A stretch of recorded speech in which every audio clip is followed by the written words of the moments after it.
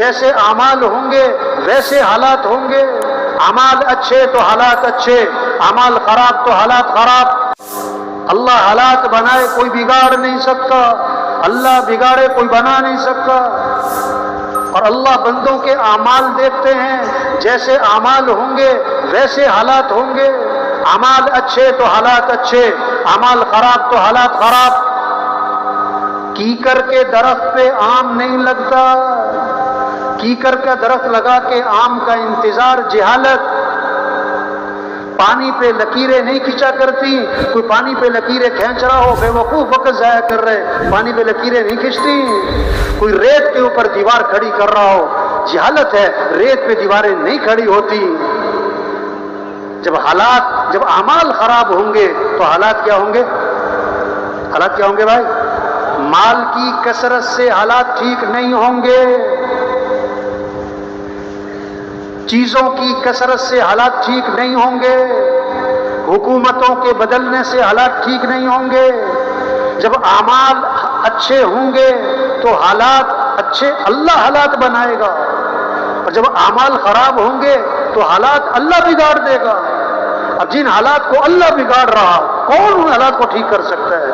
اور جب اللہ حالات ٹھیک کرنے پر آ جائے، کون حالات کو خراب کر سکتا ہے؟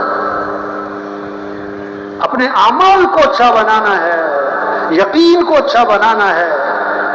اللہ کے نبی قصے سنانے تھوڑا ہے، اللہ کے نبی نے قصہ سنایا تو اس میں پیغام دیا، اس میں سبق دیا ہے. اللہ کے نبی سنا رہے ہیں، بادل، ایک آدمی جا رہا ہے، بادل آیا، بادل میں سے آواز آئی فلاں آدمی کے باغ کو پانی پہنچاؤ. کہاں سے آواز آ رہی بھائی؟ بادل. اور نام لے کے کہا جا رہا ہے فلاں آدمی کے باغ کو پانی پہنچاؤ. اب پانی برسا، ایک نالے میں چل پڑا، یہ پیچھے پیچھے گیا، دیکھا تو ایک آدمی کھیت میں پانی لگا رہا ہے. ارے بھائی تمہارا نام کیا ہے؟ اس نے وہی نام بتایا جو بادلوں میں سے سنا. انہوں نے کہا بھی تم کون سا عمل کرتے ہو؟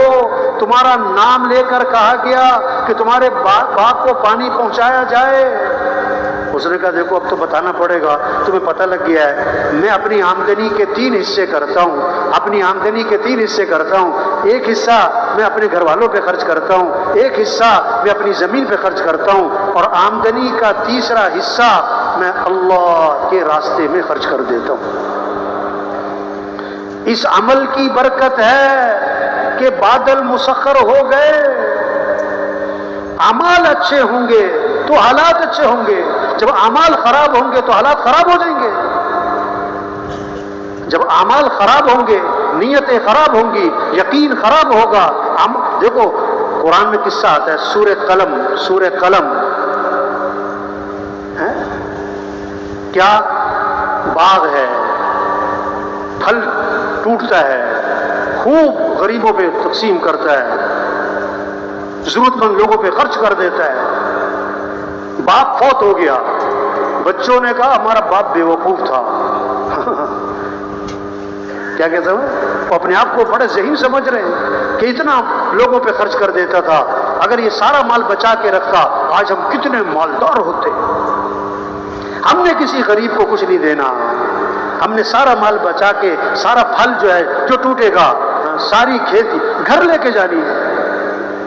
ابھی اس کی نیت کی ہے، اب رات کو جانا ہے پھل توڑنے تاکہ کسی غریب کو پتہ ہی نہ لگے. اب رات کو جا رہے ہیں چپ کے باتیں کرتے کرتے، جب باغ پر پہنچے تو کیا دیکھا؟ باغ کا تو نام و نشان ہی نہیں.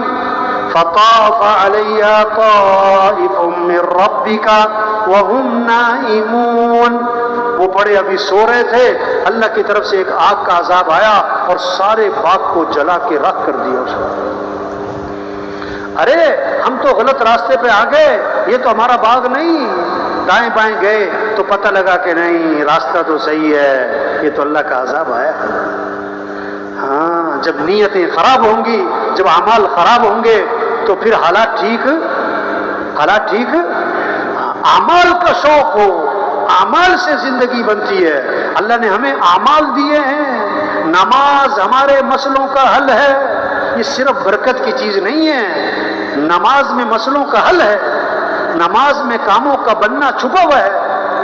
اللہ کا نام، حضور صلی اللہ علیہ وسلم نے فرمایا لا حول ولا قوت الا باللہ، اس میں 99 مسئلوں کا حل ہے، اور کم از کم درجے کی بات جو کثرت سے پڑھے گا اللہ اسے غم سے نجات عطا فرمائے گا۔ ہاں، آپ صلی اللہ علیہ وسلم نے فرمایا جو فجر کی نماز کے بعد 7 مرتبہ پڑھے حسبی اللہ لا الہ الا ہو علیہ توکلت وہو رب العرش العظیم، 7 مرتبہ فجر کی نماز کے بعد۔ اب شام تک کے جتنے کام ہیں اللہ ان کاموں میں اس کے لیے کافی ہو جائیں گے، اللہ اس کا ساتھ دیں گے۔ ہاں، اعمال سے زندگی بنتی ہے۔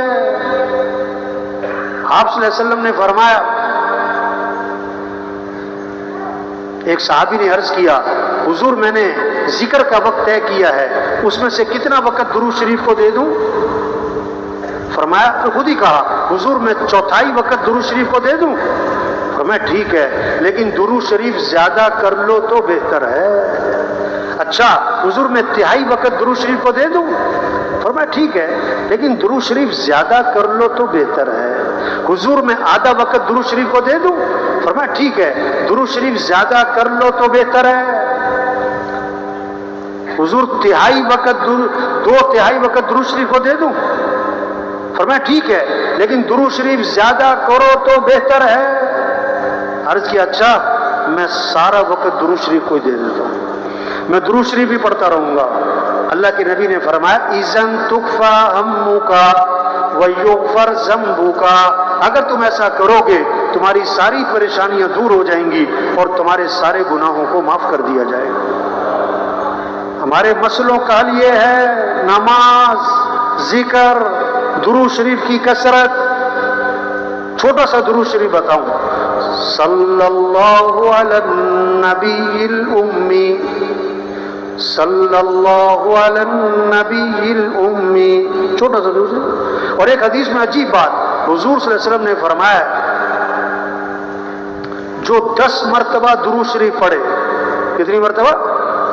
10 مرتبہ 10 مرتبہ درود شریف پڑھے روزانہ، فرمایا قیامت کے دن اس کے لیے سفارش کرنا میرے لیے واجب ہو جائے گا۔ یہ شوق پہ تو آپ نے فرمایا روشن رات یعنی جمعرات، روشن دن یعنی جمعے کا دن، اس میں کثرت سے درود شریف پڑھا کرو، تمہارا درود شریف میرے پر پیش کیا جاتا ہے۔